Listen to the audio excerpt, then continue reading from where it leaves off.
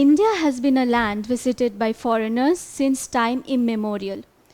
People have converged from different parts of the world into India in search of riches, knowledge, religious fulfillment, and various other things which have made India popular all over the world.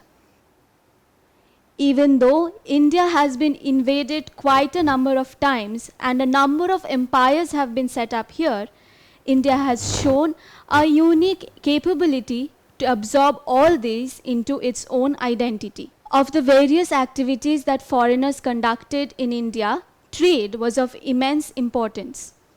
India had trading networks with almost every country in the world. However, the formation of the English East India Company, a merchant trading organization under the British Crown, changed the Indian situation significantly. From establishing trade relations to establishing trading factories, from controlling small economic zones to governing large parts of the territory, the English East India Company tells us an interesting story of how a group of traders could convert and grow themselves into the rulers of the subcontinent. In fact, Europe at that time was being inspired by the stories of riches and prosperity associated with India. And so, like several other European trading companies, the English East India Trading Company also came to India looking for wealth. Here you can see the coat of arms or the official emblem of the English East India Company. This was the coat of arms of the English East India Company in 1600. This was redesigned and this became the coat of arms or the official emblem of the English East India Company in 1698. Now, the English East India Company was a joint stock company. So what do we mean by this statement?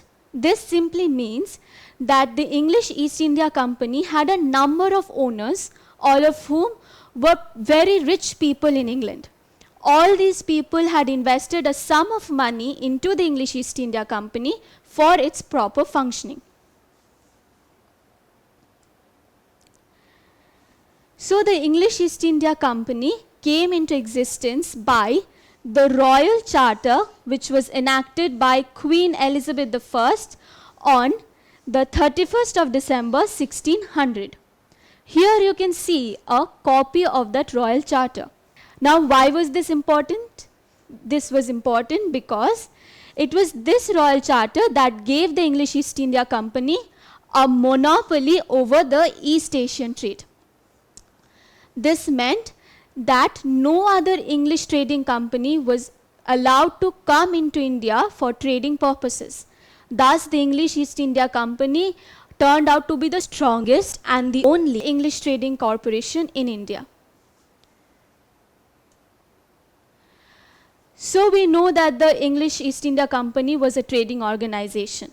Now, what all did they purchase from India? The main thing that they purchased from India was spices like pepper, cinnamon, and cardamom. All these Indian spices, because of their flavor and aroma, were pretty popular all over Europe. The British also purchased textiles like calico and muslin, saltpeter for making gunpowder, and indigo as a clothing dye. Now, the basic nature of the English East India Company's trade in India was such that they used to buy things at a wholesale amount for a much lesser price with gold, and they used to sell these at a much higher price in Europe. See this image. You can see that British merchants are buying goods at a wholesale price, or they're buying goods in bulk at a much lower price. They would sell these goods individually in England and in Europe, other countries of Europe as well, at a much higher price, thus maximizing their own profits. As their trade in India gathered weight and they became a little more stronger, they were able to secure a royal decree or a farman from the Mughal Emperor Jahangir. This farman allowed the English East India Company to establish permanent trade establishments in India. Now, what do we mean by these permanent trade establishments? These were nothing but permanent storage units of the English East India Company. See, these English traders were trading in a number of items which we have just seen. They used to procure this from various parts of the country. So they needed a permanent place to store these items, which could be then shipped to England altogether. Now, the credit of acquiring this firman or royal decree can be given to Sir Thomas Roe. He was a British ambassador in the court of the then Mughal Emperor Jahangir. He impressed Jahangir with a number of gifts and thus was able to secure this firman in the year 1615. This portrait right here shows you an encounter between Thomas Roe and Jahangir. To know more about how this encounter might have looked like, you can click the link to access the iDictionary feature. So when did the British acquire the royal firman from Jahangir? Was it in 1600, 1615 or 1696? Well, the correct answer is 1615. With time, these permanent trade establishments of the British grew to become trading factories. Now, the term factories might be a little misleading for you, because we know that factories are a place where goods are manufactured at a large scale. But during that time, the British used the term factory as a term derived for the British supervisor who was called a factor. It was this factor who was responsible for overlooking the work that used to go on in this trading factory. Now, the trading factory was used as a storage unit. It was used to maintain trade records, and also it was used to house companies' officials. This is how a typical trading factory of the British would look like. The British established such factories first in Masulipatam and Surat, and they went on to establish 3 main presidencies or trading centers in Calcutta, Bombay and Madras. The British factory in Kasim Bazar, which is in present-day West Bengal, was the first of factory to be established in one of these presidencies. Around the same time, in 1673, the French also started establishing their trading centers. One such center, and probably the most important trading center of the French, was at Chandanagar, which is in Bengal. Now, here you need to note one thing. The Royal Charter of 1600 did give the English East India Company a monopoly over East Asian trade, but it was not able to stop other European trading companies from coming to India. And as we know, the Portuguese, Dutch, Danish and the French all had their trading centers in India.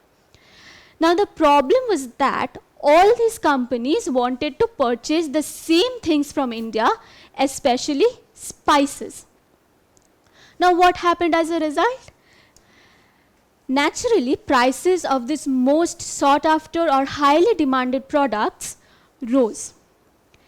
In fact, the price of black pepper, which was the most popular Indian spice in Europe, rose so much that it came to be called black gold. Thus, the British realized that the only way for them to thrive in the Indian trading market and to maximize their profits was by removing or eliminating their competitors. And as it turns out, the French was their greatest competitors. Look at this image. What do you see here? We can see that 2 men are at loggerheads and they are almost in a state of war. This image perfectly describes the relationship between the British and the French then. Both were aggressively competitive towards each other, and they were almost in a state of what we call trade wars. But wars were not yet fought between them. In fact, it was this intense competition from the French East India Company that urged the British to expand their control. And the British realized that the way to expand their control over Indian territories was to establish political dominance over there. And the British started their endeavor in Bengal. During the 1650s, there were some local rebellions going on in Bengal against the then Bengal Nawab. The British were scared that these angry local people would attack their trade establishments and destroy them, and the British would have to incur huge losses. So the British decided to fortify their trade centers. And they started this fortification by establishing the Fort William in Calcutta in 1696. The company also established their headquarters at Fort St. George in Madras.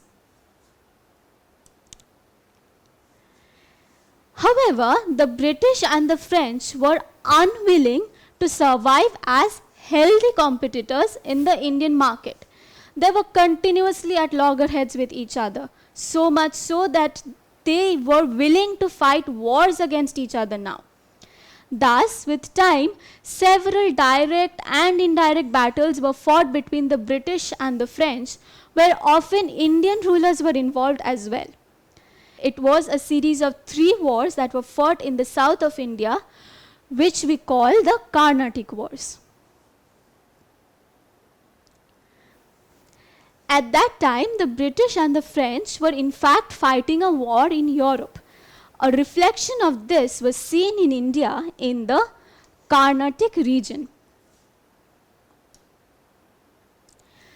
The First Carnatic War was fought between the British and the French from 1744 to 1748. The British were led by Robert Clive and the French were led by J.F. Dupleix. Here, the French won the war and they captured the British trading center at Madras. However, Madras was later returned to the British when the war in Europe also ended. Soon after the end of the First Carnatic War in 1748 itself, the British and the French got involved in the local politics of the regions of Hyderabad and Carnatic. The capital of the region of Carnatic was Arcot. So, back then, the region of Carnatic was under the influence of Hyderabad. But the Nawab of Arcot, which was the capital of the Carnatic region, was so strong and capable that he was almost completely free of the Nizam of Hyderabad's control. After the Nizam of Hyderabad and the Nawab of Arcot both died, their sons engaged in wars of succession at Hyderabad and at Carnatic respectively. At Hyderabad, Muzaffar Jung and Nasir Jung, both of whom were the sons of the Nizam of Hyderabad, were fighting each other for the control of the throne of Hyderabad. And in the Carnatic region, Chanda Sahib and Muhammad Ali, both of whom were the sons of the Nawab of Arcot, were fighting for the control of the throne of Arcot and the whole of Carnatic region. These 2 wars together were called the Second Carnatic War, which was fought between 1748 and 1754. Now the British and the French both got involved in this war on 2 opposing sides because of one main goal. They wanted to see who could secure a greater influence and control over these 2 regions. So how did they get involved? In Hyderabad and in Arcot or the Carnatic, the British and the French supported opposing sides. In Hyderabad, while the English supported Nasir Jung, the French supported Muzaffar Jung. And in Arcot or in the Carnatic region, while the English supported Muhammad Ali, the French supported Chanda Sahib. Interestingly, both the English and the French faced somewhat same results, and it was kind of a tie. In Hyderabad, the French and their ally Muzaffar Jung won, while in the Carnatic, the British and their ally Muhammad Ali won the war. 2 years later, after the Second Carnatic War ended in 1754, a third Carnatic War started between the British and the French in 1756, and it continued until 1763. This war too was a reflection of their ongoing conflict in Europe. Just a year after the Third Carnatic War started, the British managed to capture Chandanagar, which was the biggest French trade establishment in the year 1757. The loss of one of their biggest and most important trade establishments naturally made the French really weak. Thus, the British were able to defeat the French at the Battle of Wandiwash in 1760.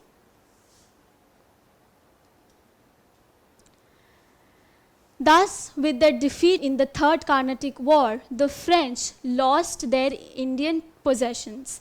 However, these were later restored or returned to them by a treaty which was signed in Europe. But nonetheless, the French lost their right to fortify their Indian settlements. This meant that from then onwards, the French ceased to be a political force in India, and the British emerged as the strongest trading power in India.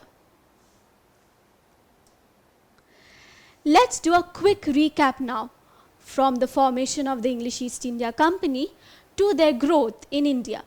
So, the English East India Company was formed in 1600 by a royal charter enacted by Queen Elizabeth I. In 1650, Thomas Roe was able to secure trading rights or a farman from Jahangir. In 1696, the British started fortifying their trade centers by establishing the Fort William in Calcutta. In 1744, the First Carnatic War started between the British and the French. In 1748, with the end of the First Carnatic War, the Second Carnatic War also began between the British and the French, only this time the regions of Hyderabad and the Carnatic were also involved.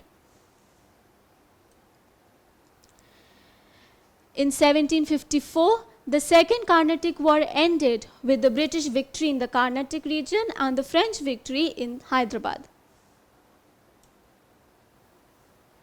In 1756, the Third Carnatic War began between the French and the British. A year later, in 1757, the British were able to capture the most important trading center of the French, that is Chandanagar. And in 1763, the Third Carnatic War between the British and the French ended with the British victory. In these wars, the British were able to defeat the French, and thus slowly the English East India Company gathered sole power and authority over India, set up the second largest empire the country has ever witnessed, and were able to fulfill their ambitions of becoming the rulers of India. Don't forget to subscribe to our channel and hit the bell icon.